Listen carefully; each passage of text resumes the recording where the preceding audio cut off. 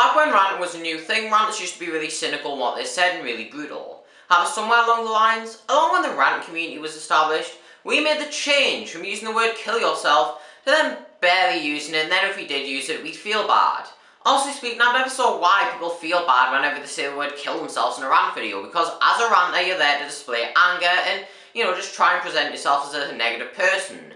So saying a few negative things would kind of be expected. And if you have a problem with that, then get the fuck out of ranting. That's the exact qualifications you need to be a ranter. And if you go against that, then you fail. It's like being a comedian with no jokes. It just doesn't work. One of the many complaints people have with the term kill yourself is how superficial it seems to turn to tell someone to kill themselves over a disagreement. Now that would actually be valid if it weren't for a few things. First one being, when I tell someone to kill themselves, I'm saying it hyperbolically. Of course I'm not being sincere. When I'm putting on a rant video, I like to convince myself I'm putting on a performance. And one thing that indicates to the viewers that I'm doing a rant video is the well-crafted insults, the violent hyperbole, and use of swearing. If I came on apologetic and anxious in my opinion, then people wouldn't, be convinced that I'm actually, being sincere with my opinion. And it would put people off and think that I'm not putting on a rant video. Because if I'm apologetic in my opinions, people are just going to think, oh, well, that's not his opinion. And if, I'm anxious in it, people won't want to listen to what I have to say. When I'm ranting, I like to pretend to myself that I'm putting on a speech, because speech in a rant video require a few qualifications.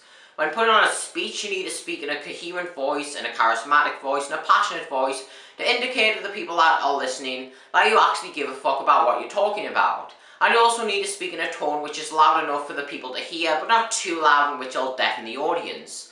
And due to the fact that I'm doing a rant video, you'll also have to include some angry stuff in it. You also need to realise that ranters don't have to be formal, though I tend to take a medium with it though.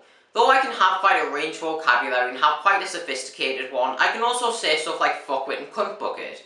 It's a medium which I find fitting to me, a bit like Alex DeLarge if you will, intelligent but rude. Though I can have a sophisticated vocabulary due to my mature influences, I can also say very immature stuff due to my influences like Eminem, Louis C.K., George Carlin, Bill Hicks, as you can tell, comedians. And just like them, the stuff I say isn't genuine. The reason what I say is because it shocks you. Of course, like I said, my opinions are sincere, but the negative stuff that comes with it isn't. It's supposed to shock you. The ranting community seems to look down on offensive stuff, but I don't think it's because they hate offensive stuff in general. Let's take it back to 2013 when the Truth Hurts Network was still relevant. He was one of the most forced, generic, bland fucking channels you could ever come across. His jump cuts were the type of stuff which people with ADHD would say he's going too far with. And this is the problem. People stigmatise dark humour as this inherently bad thing because of this fucking jackass. Because the last time I checked, no one in the community had a problem with dark humour before this retard came along. Because the last time I checked, no one batted an eye when some guy 827 made his negative remarks until David came in. That was when people complained about dark humour. Along with that, when's the last time you saw people complain about Cammy Bams telling people to die?